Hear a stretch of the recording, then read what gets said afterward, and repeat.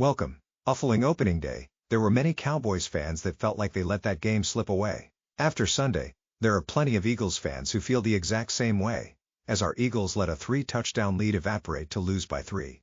There are no moral victories in sports, especially in a league where there are only 17 games. Good teams do not give away games, or they are not as good as we may think. Now, we have done this 2 or 3 times this season. Sure, the Eagles are still well on our way to clinching the division. Our Eagles still have a chance to achieve all the goals and expectations that they have for themselves. But we have to address our issues sooner than later to give us the best chance at maximizing this season's outcome. Everything is still in play and we still control our destiny. But we cannot let any more games that we should win slip away. Cannot waste away any more great defensive performances. Our offense was hitting on all cylinders until it completely fell over the map. Discipline and execution became a major problem in the second half. This was another embarrassing loss following 2 quality wins over true contenders. Losing another big lead because the offense just simply takes a half a day is discerning. From scoring on every drive to barely getting a first down is something that they need to address. As fans who did not step foot on the field, it is easy to complain and pretend like we know what the exact problem is. In fairness, we do not understand the ins and outs like those who played the game and who are playing at the highest level in the best sports league. Eagles fans know the potential that exists in this roster, and we have seen them step up in the big moments of the big games. Not just last year, but this season as well. So, losing to the New York Giants and now the Dallas Cowboys is annoying, but not the end of the world.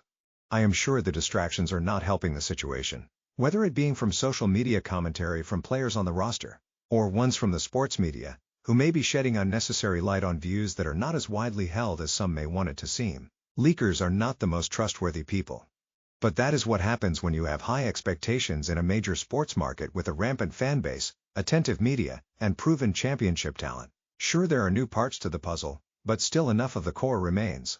To some degree, I place blame on the players. They were the ones committing the penalties and putting themselves in bad down and distances. Also, there needs to be some blame assigned to the coaching staff, as this is not the team to be learning on the job.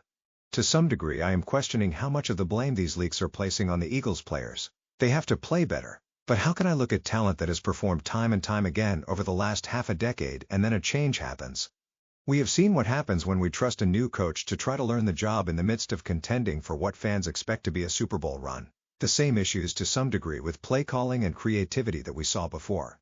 I believe there are issues created when there is inexperience in the leadership chain of any organization. People expect that those directing their efforts will have a workable vision and sound decision making. No one is perfect. But doubt can be created when problems continue to persist. Again, players are the ones on the field. We cannot give them credit for success and shift blame for failure. But there is a need to make sure that the people tasked with guiding their efforts and managing performance are making the decisions that lead to success. Now, let us talk about what happened around the league. The Indianapolis Colts went into Arrowhead and almost came away with a definitive win against the 3-time reigning conference champions. Regardless of who is on top of the standings, the Chiefs are still going to receive deference. And it was games like Sunday that showed us exactly why that happens. The Chiefs found a way to win this weekend. After weeks of finding ways not to win in big moments, they have blown out teams that they were better than, but are not winning close games like a year ago. But they rose to the moment. The team that is not rising to the moment lately is those Buffalo Bills, who have spotted the New England Patriots a big lead in the division. Josh Allen is a great talent, but they need to have more consistent play overall. And that defense really allowed the Texans to do what they needed to win that game when they needed to. Good one week, then bad the next is not a good formula for any contender. But that seems to be the case for many teams in the league right now. And the Lions almost played themselves further away from the playoffs, but were able to correct course against the New York Giants. Jahmyr Gibbs is such a talented runner and is dangerous in space, as we saw in this game as well as a week ago in Philly. But the Lions are beatable if they let their opponents get to Jared Goff. They have scored the highest point totals in games this year, but have not played well consistently. Right now, the most consistent team is the Los Angeles Rams, who continue to play well facing the depleted Tampa Bay Buccaneers. The Bucs have too many injuries, but continue to have a chance because the Panthers were not much competition for the Niners.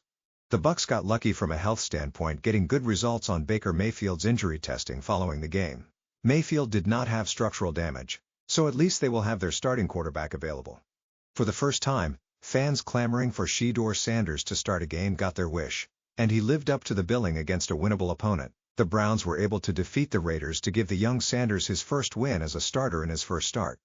Staying in the division, The Baltimore Ravens found their way to the top with a close win this week and another loss by the Steelers, who were without future Hall of Famer Aaron Rodgers, who did not get to play the Bears, who he dominated while in Green Bay. The Bears retain the place atop the division standings, despite the Packers and Lions both winning. The Bears will have their own tough schedule that could bring them back down to earth, but it is a promising moment. The battle of the two teams that do not want to win the NFC South faced off with their backup quarterbacks. Kirk Cousins and the Atlanta Falcons defeated the New Orleans Saints in the Big Easy. Kellen Moore's first year has clearly been a struggle, and the Falcons are having a down year, losing Michael Penix a season after they made the playoffs. The Seahawks have bounced back with a win over the Titans. They are trying to keep pace with the Rams, who are now the top seed. The Seahawks are playing well overall, but the Rams' loss exposed them a bit. The Patriots continue to do what the only real requirement athletes have on game day: win the game. They just continue to find ways to end the game with more points than their opponents, building and getting better each week. Does anyone really believe that Jacksonville Jaguars will win come playoff time? Maybe. Seems like a better team this year, but I still have my doubts. They seem to win big games and lose ones they should win. Finally, the Packers found a way to get back on the winning path against the Minnesota Vikings at Lambeau Field. The preseason favorite to contend has not lived up to the hype, but you just have to win. No requirement to dominate every game. That is more media than reality. I do think there is some credibility to the position that the issues with sportsmanship have been a problem for the league, as it seems like every week players continue to show a lack of control and become an availability problem for their teams.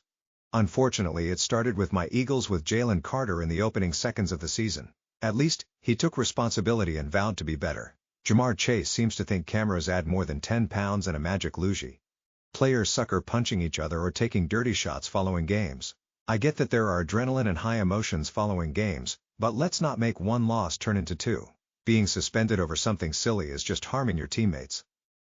So let us discuss next week, which features many great Thanksgiving games. The Packers open up this week's games by visiting Ford Field for Game 2 against the Detroit Lions. Both teams have been underperforming this season to some degree, and both have been inconsistent offensively. The Packers were so dominant in Week 1, but have not recreated that since then. The Lions have blown out teams, but have needed to make changes to the play caller. Now they have to face the Packers again, hoping to avenge their opening day loss. In this game, I will take the Lions to rebound and beat the Packers. I think part of the problem against the Giants was them looking at this game. The Lions will rebound and give the Packers some doubt at home, and give some intrigue for a rubber game that can only happen in the postseason. The Chiefs will visit the Cowboys, aiming to end their 2-game winning streak. Do not expect the Chiefs to give Dallas another lucky win. The Chiefs showed that they may not look like themselves, but they can still get it done when it comes down to it. And I think the Chiefs will prevail in this one. The Bills facing the Steelers. This could be an interesting game, especially if Aaron Rodgers is able to return to face Josh Allen. That is the pivotal decision. If Rodgers plays, then I think the Steelers could have a chance to win. If not, the Bills may have to give them some help. The Bills have a dynamic offense, but their defense has let them down. The Steelers can score points but need their veteran Hall of Fame passer to really give fans hope. But the Bills have simply not played well on the road and seem to be not playing good football right now. I will take the Steelers. The obvious featured game this weekend pits my Philadelphia Eagles against the Chicago Bears. Both are 8-3. My Eagles gave away their last game and their offensive woes still remain present, while the Bears are playing above expectations. I think the pressure facing the Eagles will inspire them to rise to the occasion at home, where Eagles fans will not sit still and tolerate another lackluster game with bad play calling. This is a game where they need to let their stars shine. Against a team that is beatable, I pick my Eagles. The Texans and Colts game just became a big game without the return of C.J. Stroud and the resurgence of the Texans. The Colts are now in second place, but still have the talent to contend in the playoffs. We just need to see if they get back on track in Indy against their division foes. The Texans are playing better and the Colts will need to not overlook them. I think this could be a back-and-forth game and the Colts will prove they have staying power with a solid win. The end of the college football season is around the corner, and soon it will once again be bowl season, where every team that at least won half of their games this season will get an additional game. While that may be entertaining and beneficial for some of our alma maters, the real focus will be on the 12 teams that qualify for the college football playoffs. The expanded playoffs for the college football championship may be the best idea in college sports in a generation. For too long, we went along with the idea that the national sports press knew better than the coaches and athletes taking the field. We saw the number 1 and number 2 ranked teams face each other while wondering if they are truly the best in the collegiate field. Many times the press pool probably had it right. But we saw the year that Louisiana State University won their title under Nick Saban, we knew something needed to change. Now, the champion has to make it through a field of quality teams. And the top-ranked team has yet to survive the challenge, which lends to the credibility that the crowned champion is the right team to win. I do not believe that a 1 seed has won either of the two 12-team playoffs yet. Eventually, I assume one will. And who knows how the tweaking of making it the 4 best teams, not the 4 best conference champions, will impact that trend. I think it is important to be able to crown a champion that won in on the field against true contenders, rather than seeing 2 teams with strong national brands play well and have more than a month to prepare for each other. If you are truly as good as your record states, then prove it against teams with similar records and profiles. As college football ponders where to go next, I hope that its leaders refrain from making the mistake of allowing the big conferences to carve up the field and leave crumbs for everyone else. The biggest proponent of that approach seems to be the Big Ten, who seems to prefer that the biggest conferences get a set number of guaranteed spots, while the Southeastern Conference prefers that the best 12 or 16 teams make the field. The Big Ten is protecting the investments made, as television partners and other sponsors may reduce spending if they are no longer funding the major players in the playoff bracket. On the other hand, there needs to be no protection from competition. If your conference is what you say it is, then prove it. So what do I expect in this year's field? I am hoping to see Notre Dame make the field. Despite dropping their first 2 games, they have shown that they are clearly among the best teams in the field. They have played dominant football since those 2 games. To some degree, it is hard to imagine a playoff bracket without the University of Texas, but they have a bad loss to the University of Florida. I am not sure you can fairly hold the loss to Ohio State or Georgia in a negative light, as both are clearly very talented teams.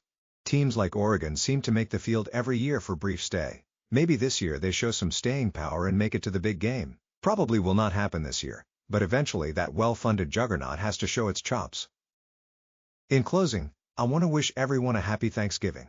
Hope you are spending time with family, friends, and those you cherish. Please be compassionate to those around you who may not be blessed to have the resources to celebrate or people to spend time with.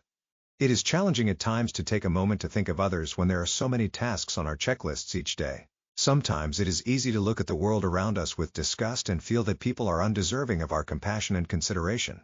Charity not only helps people in need but can help unlock the good inside of each of us. Sometimes it is hard to understand why people are in the situations they are in, and not understanding that a lot of times it is not because of poor choices. Who are we to judge? But if we have the capacity to help, then we should. Please remember those in need in your communities. Show your generosity not just in the holiday season, but whenever you can. It can help make a difference. Thank you for experiencing this episode of the Christopher Peter Podcast, part of the Christopher Peter Review. Your viewership is appreciated and valued. Please follow the Christopher Peter Review on social media and continue to visit www.crcreview.com for new episodes of the Christopher Peter Podcast and the CRC. Thank you once again. Until next time.